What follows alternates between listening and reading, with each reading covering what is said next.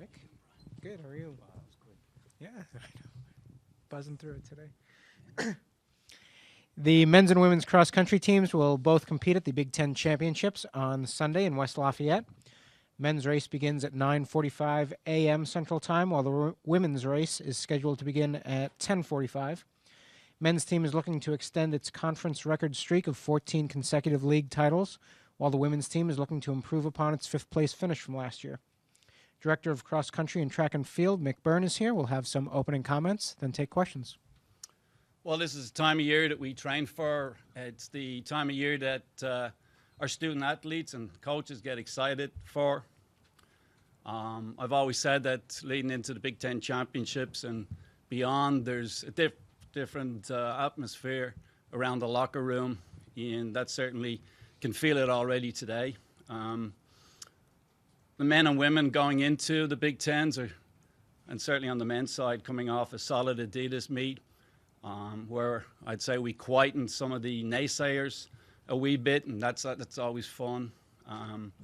Women coming off a tough Adidas meet, so two different perspectives, but certainly on the women's side, the last 2.5 weeks have been exciting. We've seen a lot of improvement, some growth, identified our leader in Gabby Anzalone has had some health issues, and we've rectified them. We think that Gabby's back to where she should be, and kind of looking forward to her joining our freshman Sarah DeCenza and Emelisa Murphy, who seem to be out in front in terms of leading the women's program. So having Gabby back for Big Tens is kind of exciting. So we're looking to see the women certainly take on the top teams in the Big Ten. We're kind of excited about where they've been and where they've come from over the last couple of weeks.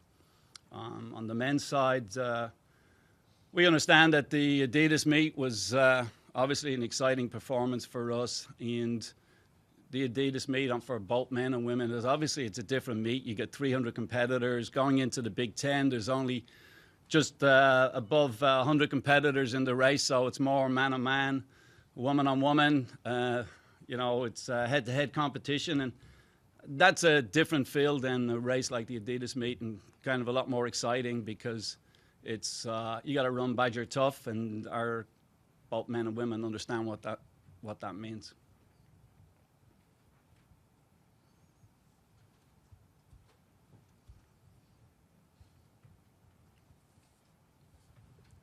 Mick, could you take us who you're taking to West Lafayette on the men's and women's sides? Any changes? Anybody that's prepared specifically for this weekend? I don't think there's any changes in the team. It's basically going with the same team on both men's and women's side as we ran it at the Adidas meet. I think on the women's side, certainly having Gabby back at full health is going to make that team a lot stronger. Sarah DeCenza, who's the freshman from New Jersey, had a great meet at Adidas. And then you throw in Emelisa Murphy, who also had a great run and 61st place. I think that's a very, very strong and solid top three. This past weekend, Lavinia Jurkovic had a pretty good run. She won up in Oshkosh, and Ariel Mahalik was right behind her. And I think they are looking to be a solid fourth and fifth supporter. So I think, the women are just in a different spot. I think this week heading into the meet, we've kind of straightened the ship out a little bit.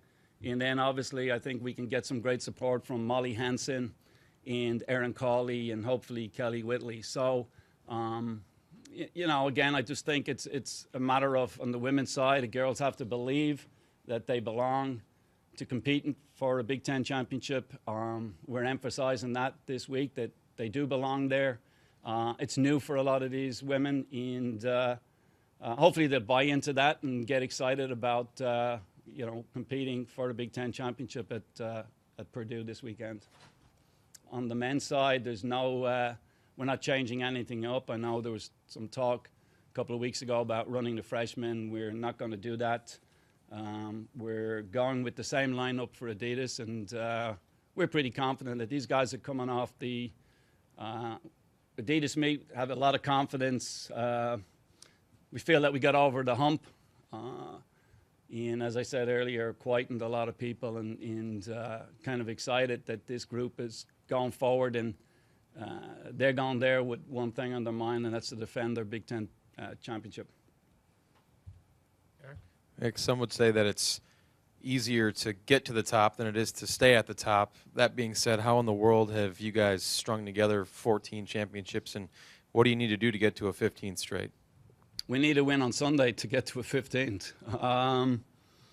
You know, I mean, it's certainly guys have to believe that they're a championship team. They have to have confidence in the run at Adidas.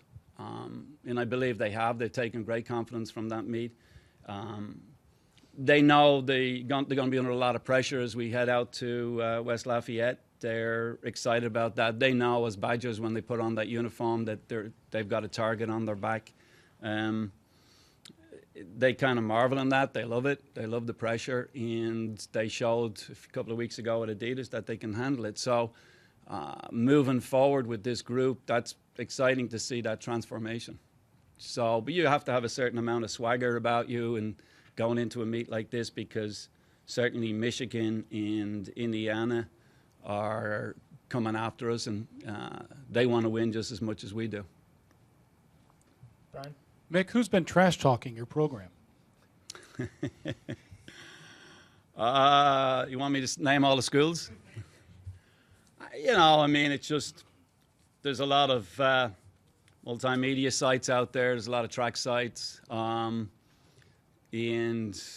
you know, you can, if you want to buy into that and spend a lot of time and a lot of energy reading that stuff, I don't find it very useful. So I don't think the guys do either, or the girls. We stay away from them. We encourage them not to get involved in that. You can, you know, a lot of Twitter stuff going on. But it's quieting down an awful lot since Adidas, certainly on the men's side, and that's kind of fun to see. And I had words with one of the folk at the Adidas meet who kind of promoted it, and we kissed and made up. So that was kind of fun to be able to do that. And obviously we backed it up at the Adidas meet, and it was kind of fun throwing it back in their face. So. Yeah, I mean, it's part of the game, isn't it? It's just you create a lot of buzz when you win that many titles, and you know, everybody wants to take a knock at you, and if you're Wisconsin, you kind of get used to it, and I personally enjoy it, but you know, that's my job to deflect it from our student athletes and not make it a big deal for them. You can take some of it personal, and in the part that I kind of have a hard time with is, you know, you're judging the University of Wisconsin on 1 year or one meet. Doesn't make a lot of sense to me when you look at the history. So I enjoy it, throwing it back in people's face. Andy? Mick, just so we have this straight, you don't pay attention to it, but you do pay attention to it. I love it. You know, I mean, I don't take it personal, that's for sure. I try to deflect it from the student athletes. It can get very personal and it can get dirty. But, yeah, I mean, going into Adidas, it was hyped up a lot. And, you know, you try to back it up with your performances, and that's always fun when you do that. Anything else for Coach? All right. Thank you. Thanks, Mick.